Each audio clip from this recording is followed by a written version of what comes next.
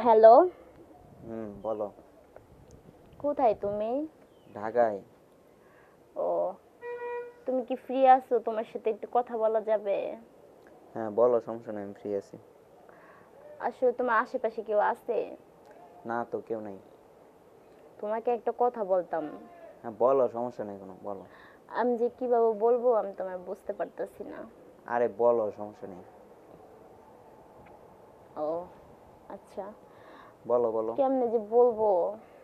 বললাম তো, বলো। আসলে কি? তুমি তো চলে গেছো, একটা তো দুর্ঘটনা ঘটে গেছে। কি দুর্ঘটনা ঘটছে? কও। সুহেল, আমার বেবিটা নষ্ট হয়ে গেছে। কি? হুম। কি বলো তুমি? হ্যাঁ, আমি আসলে টয়লেটে স্লিপ কেটে পড়ে গেছিলাম তো। তারপর? তো তারপরে অনেক ব্লিডিং হয়েছে। তারপরে আমি তোমাকে জানাইতাম আমি যখন হাসপাতালে ছিলাম, কিন্তু তোমাকে আমি জানাতে পারি নাই। তুমি যদি কষ্ট পাও এই মুহূর্তে টেনশন করো এই জন্য। কি বলো তুমি এসব? হ্যাঁ, আসলে আমি তোমার জিনিসটা রাখতে পারলাম না, এই জন্য আমি সরি। আসলে আমি ইচ্ছা করে এটা করি নাই। তো আমি বুঝছি, থাক, আমার আর বুঝাইতে হবে না। তুমি ইচ্ছা করে করছো না, কিভাবে করছো আমি বুঝছি, আমার আর বুঝাইতে হবে না। তুমি রাগ করো না, তুমি রাগ না, আমি করতেছো রাগ কেন? করবো কিসের জন্য? আমি বুঝছি, আমার বোঝা শেষ, বোঝা নাই। দেখো, এটা আমি ইচ্ছা করে করিনি, তুমি রাগ বুঝছি করো তো, না। ওই যে ফোনে কথা কইতা, বুঝছি তো, মেসেঞ্জারে কথা কইতা, ফোনে কথা কইতা, ওটার জন্য আমি বুঝছি, থাক, আর আমার বলতে হইব না। না সুহেল, তুমি এটা কি বলো? আমি তোমাকে ছাড়া আমি কিছু ভাবতে পারি না। আর বেবিটা হয়েছে পর থেকে আমি তো অনেক স্বপ্ন দেখছি, অনেক, তাকে নিয়ে আমি অনেক আশা করছি। তুমি এটা কিভাবে বলো যে এটা আমি ইচ্ছা করে করছি? তাছাড়া আর কি বলবো বলো? ইচ্ছা করে কেউ কখনো কিছু করতে পারে না।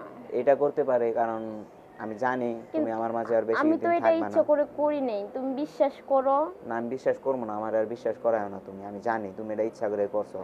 দেখো, তুমি রাগ করছো কেন? আমি যদি বেঁচে থাকি অবশ্যই, গাছ বেঁচে থাকলে ফল একদিন হবে, আর একটা হুম। বেবি আসবে, তুমি এত আরেকটা টেনশন। আসবে, তারপর আরেকটা আবার এরকম হবে, দুর্ঘটনা ঘটবে। তার মানে বুঝতেছি আমি, আমার আর বোঝাইতে হবে না, তুমি কি চাও আমি বুঝছি। না না, তুমি আমার ভুল বুঝো না প্লিজ। না, ভুল বুঝবো কেন? বুঝো নাই? এটা তুমি ইচ্ছা করেই করছো, আমি জানি। আচ্ছা যাই হোক, দেখো, আমি তোমার কি যদি আমি ইচ্ছা কই, করে বল, চাবো আমি আমার? বলি শোনো। হ্যাঁ। তুমি অন্য কাউরে বিয়ে করতে চাও না, যদি অন্য কাউরে নিয়ে সুখে সংসার করতে চাও, তাহলে যাও, ডিভোর্স দিয়ে দাও, সবকিছু সমাধান হয়ে যাবে। তুমি এটা কি বলছো? তাছাড়া আমি কি বলবো বলো? তুমি তাছাড়া একটা তো আমার, বেবির জন্য তুমি আমাকে ডিভোর্স দিতে চাচ্ছ? আর এটা কি সম্ভব? আর বেবি, হ্যাঁ, এখন নষ্ট হয়েছে, পরে পতিতে আসবে, এটা তো আমার হাত ছিল না, এটা দুর্ঘটনা হয়েই গেছে, এটা তোমার মানতে হবে। এটা তো আমি বিশ্বাস করবো না যে এটা দুর্ঘটনা। কারণ আমি জানি, আমি তোমার বলছি যে সব সময় সাবধানে থাকবা, সাবধানে চলাফেরা করবা।